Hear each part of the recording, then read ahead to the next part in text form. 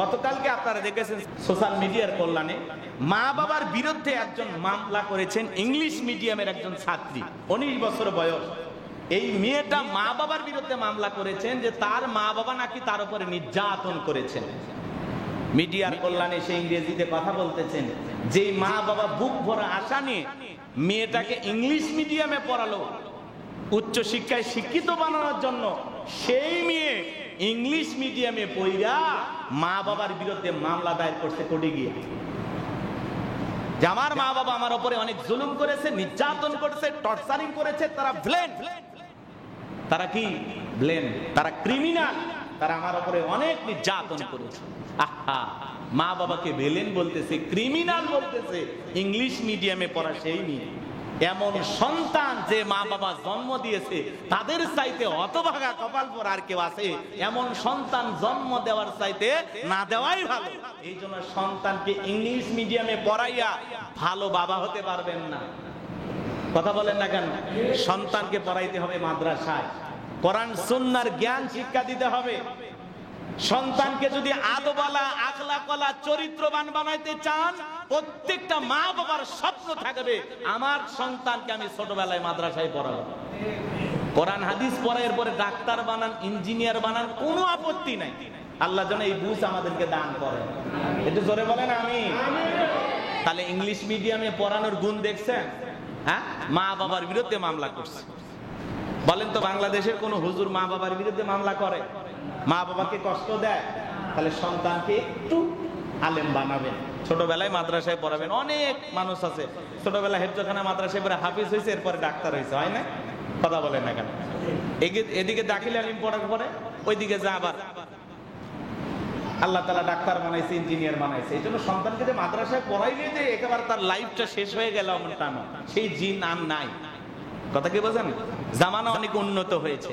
এজন্য আপনারা অনুরোধ করবো অন্তত 3-4 বছর 5 বছর হইলেও ছোটবেলায় একটু হলেও মাদ্রাসামুখী সন্তানকে বানাবেন, তাহলেই আমাদের সন্তানগুলো ভালো হবে ইনশাআল্লাহ। এর কথা তাহলে ক্ষতিগ্রস্ত কারা? যারা গুনাহে লিপ্ত আছে, যারা সময়ের মূল্যায়ন করতেছে না, যারা মনে করতেছে দুনিয়াটা খাও দাও ফুর্তি করো, দুনিয়াটা মস্ত বড়, দুনিয়াতে যা করে যাই, মরার পরে কবরে তো আর কেউ হিসাব নিকাশ নেবে না, এমনটা ধারণা।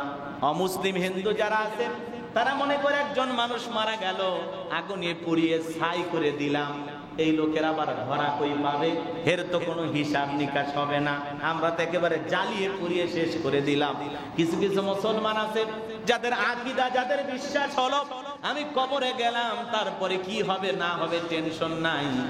আসলে বলেন তো বাজান, কবরে যাওয়ার পরে টেনশন নাই নাকি টেনশন শুরু? কথা কয় না গো। যারা বলে টেনশন নাই এরা বোকার স্বর্গে বসবাস করতেছে।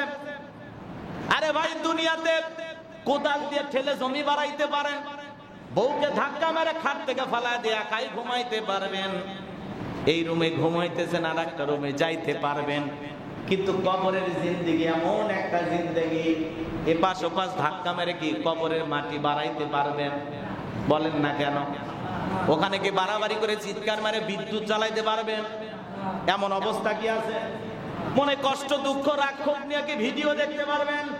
মোবাইলে কারোর সাথে কথা বলতে পারবেন? পারবেন না। এমন একটা জীবন কবর। টেনশন নাই বলতে যারা বুঝায়, আসলে টেনশন নাই না। কবরের জিন্দিগিতে আপনাকে আমাকে যখন চকলেটের মতো মরাইয়া গ্রামবাসী সবাই মিলে, বন্ধু বান্ধব মিলে যখন কবরের জীবনটা শুরু করার জন্য আপনাকে আমাকে ওই মাটির ভিতরে রেখে আসলো, বাজান গো আমার, মনে রাখবেন ওই দিন থেকে আপনার জীবনের আসল সময় শুরু। এই দুনিয়াতে যা করছেন ওখান থেকে ফলাফল পাওয়া শুরু হয়ে যাবে। মৃত্যুবরণ করলেন, আপনার কর্মফল পাওয়া শুরু হয়ে গেছে।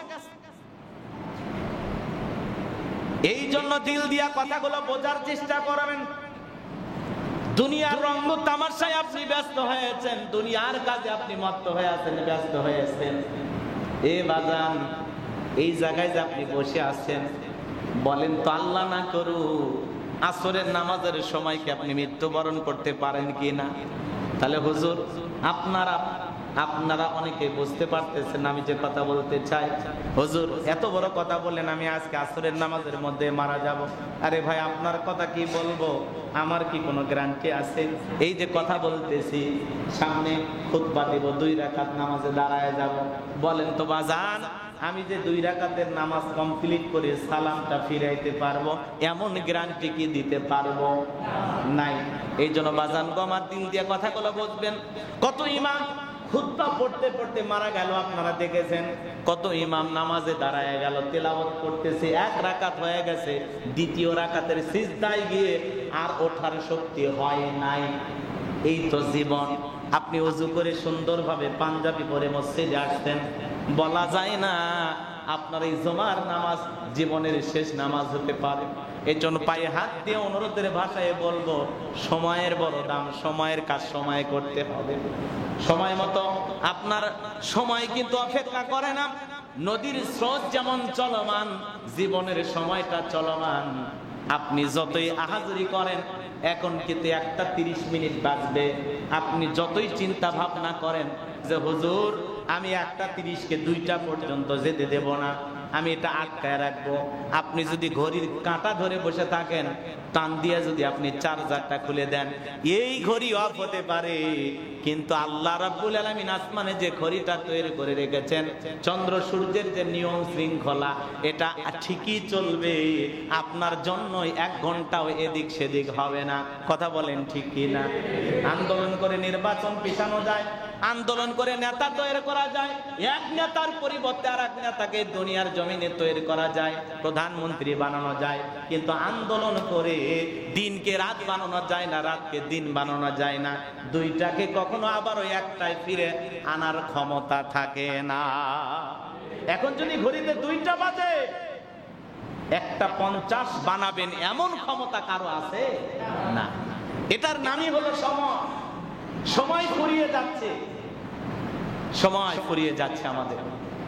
এই জন্য এই সময়ের মূল্যায়ন করতে হবে, সময়ের দাম দিতে হবে, সময় মোতাবেক ইবাদত করতে হবে, সময় মোতাবেক বন্দেগী করতে হবে, সময় মোতাবেক আল্লাহর গোলামি করতে হবে। লা ইলাহা ইল্লাল্লাহ, আল্লাহ তুমি ছাড়া কোনো মাবুদ নাই, এই কথা বলে ঈমান এনেছি। আর আমি আল্লাহ রাব্বুল আলামিনের প্রতি পূর্ণ বিশ্বাস রেখে দেখতেছি, আমার আল্লাহ রাতকে দিন বানায়, দিনকে রাত বানায়। যেই মানুষের পৃথিবীর জমিনে জন্মগ্রহণ করলো, আস্তে আস্তে কিশোর, যৌবন, এরপরে আপনি আমি বৃদ্ধ হয়ে যাই। এই যে নিয়ম শৃঙ্খলা, এক সময় ছিলাম আমি কি সন্তান, এরপরে হয়ে গেলাম আমি বাবা, এরপরে আমার সন্তান, আমি আবার আমার নাতিপুতি দেখতেছি। এই যে দুনিয়ার নিয়ম শৃঙ্খলা দেখতেছেন, দাদা চলে গেল, বাবা চলে গেল, এই যে আসা যাওয়ার মাধ্যমে যে সময়টা আল্লাহ তাআলা আপনাকে দিয়েছেন, এই সময়টারই হলো মূল্যায়ন করতে হবে। এই সময়টা যে যত বেশি আল্লাহর ইবাদতে কাটাইতে পারবে, যে যত বেশি মালিকের কাছে যেতে পারবে, যে যত বেশি কোরআন সুন্নাহ মোতাবেক চর্চা করে আমল করে নিজের জিন্দেগিটাকে পরিবর্তন করবে, সে দুনিয়াতে তত বেশি সফল হবে। সুবহানাল্লাহ। সফল হতে হলে অবশ্যই আপনাকে আমাকে নেক আমল করতে হবে।